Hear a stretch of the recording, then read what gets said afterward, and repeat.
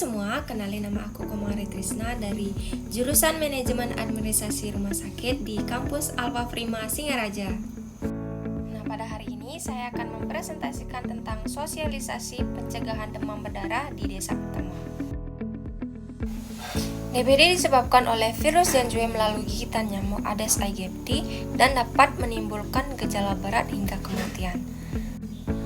Nah, di sini pemerintah telah mengatur upaya pengendalian DBD melalui keputusan Menteri Kesehatan dan perubahan di tahun 1994 yang menekankan pencegahan melalui pemberantasan sarang nyamuk atau PSN.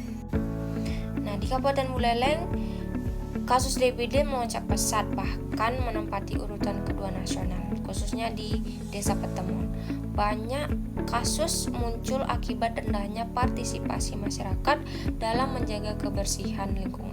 Upaya pencegahan yang diperlukan adalah 3M, yaitu menguras, menutup, dan mendaur ulang, serta melakukan fogging di lingkungan warga. Karena tingginya kasus dan bahaya DBD, penulis menyusun proyek inovasi berjudul Sosialisasi Pencegahan Demam Berdarah di Desa Pertemuan.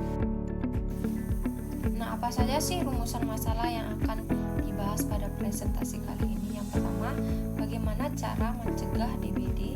Yang kedua, apa saja hambatan yang bisa memperbesar terjadinya dampak DBD? Yang ketiga, bagaimana penyebaran penyakit DBD itu bisa terjadi? Yang keempat, apa program inovasi yang akan dibuat dalam penyakit DBD tersebut? Pencegahan DBD dapat dilakukan upaya 3M, yaitu menguras, menutup, dan mendaur ulang. Menguras dan menyikat tempat penyimpanan air secara rutin. Yang kedua, yaitu menutup semua tempat penyimpanan agar nyamuk tidak dapat masuk dan bertelur. Yang ketiga, melakukan penguburan semua barang bekas di dalam tanah agar lingkungan bersih dan tidak ada genangan air hujan, serta dapat menggunakan lotion atau spray anti nyamuk mencegah lebih baik daripada mengobati. Nah, adapun beberapa hambatan yang dapat memperbesar dampak DBD. Nah, yang pertama yaitu penularan. Penularan dapat terjadi jika nyamuk menggigit orang yang terinfeksi virus Dengue dan virus masuk ke tubuh pembuluh darah manusia yang dapat menimbulkan gejala timbul di hari kedua sampai ke hari ketujuh. Nah, siklus penularan berlanjut saat nyamuk lain menggigit orang terinfeksi tersebut. Nah, yang kedua yaitu gejala awal. Gejala awal yang ditimbulkan yaitu suhu tinggi mencapai 40 derajat Celcius, sakit kepala, sakit perut, dan sakit sendi berlangsung sekitar 1-3 hari. Nah, yang ketiga fase kritis. Setelah fase demam turun di hari keempat dan 5. Penderita merasa sehat, namun terjadi penurunan trombosit yang krusial. Ini dapat menyebabkan kebocoran pembuluh darah, peredaran darah atau bintik-bintik di kulit atau mimisan, hingga peredaran darah saluran pencernaan yang parah. Nah, yang terakhir adalah fase pemulihan. Dalam fase pemulihan ini, demam bisa naik kembali di hari ke-6 dan ke-7, menandakan pemulihan. Nah, DBD dapat sembuh, namun jika tidak ditangani bisa fatal dan menyebabkan kematian. Penurunan DBD dapat terjadi apabila virus dibawa oleh nyamuk dan hinggap di kulit manusia dan menggigit manusia, maka dalam air liurnya bisa masuk ke dalam pembuluh darah manusia dan bisa menyebabkan sakit pada manusia. Dan virus ini masuk dan menimbulkan gejala itu berkisar antara 2 hingga 7 hari.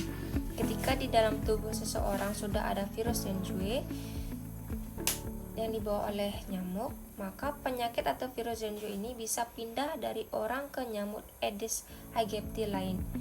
Nah, seperti itulah siklus penurunan virus Dengue ini. Nah, yang keempat ada program inovasi yang dibuat. Memilih sosialisasi ganda. Yang pertama itu video.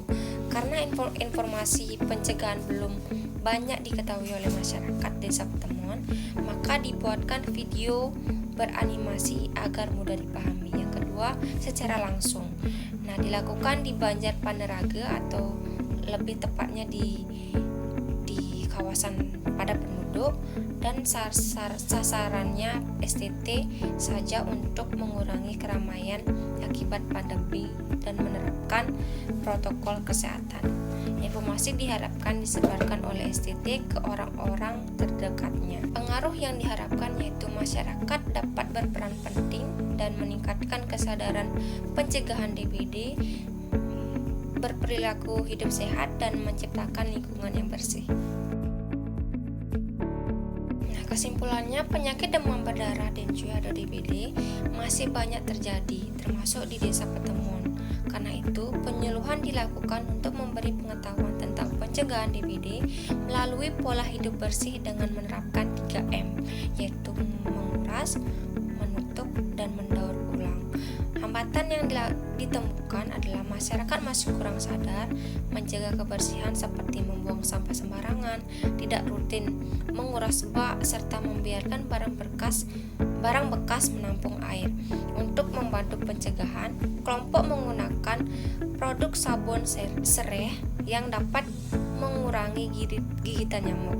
Mereka juga membuat video edukasi agar masyarakat lebih tertarik memahami cara pencegahan DBD dan memanfaatkan teknologi untuk mengakses informasi kesehatan. Sarannya, untuk lembaga pendidikan Alfa Prima Singaraja perlu memberikan kebijakan atau contoh proyek inovasi agar mahasiswa lebih mudah memahami pelaksanaannya, dan kampus sebaiknya mempertimbangkan aturan batas waktu penyusunan laporan proyek inovasi. Yang kedua, untuk mahasiswa diharapkan menjaga kesehatan, disiplin waktu, dan penampilan selama membuat proyek inovasi. Selain itu, juga mahasiswa perlu aktif, kreatif, serta rutin berkonsultasi dengan pembimbing. Yang ketiga, untuk masyarakat diharapkan menerapkan pola hidup sehat dan meningkatkan kesadaran terhadap upaya pencegahan DBD. Dan yang terakhir adalah penutup. Penyakit manusia dapat mempengaruhi kesehatan dan kualitas hidup. Pencegahan, pengobatan, dan pola hidup sehat sangat penting untuk menjaga tubuh tetap kuat dan terhindar dari penyakit. Nah, sekian dari presentasi saya pada hari ini. Apabila ada kesalahan kata, mohon dimaafkan. Saya ucapkan terima kasih. Bye-bye.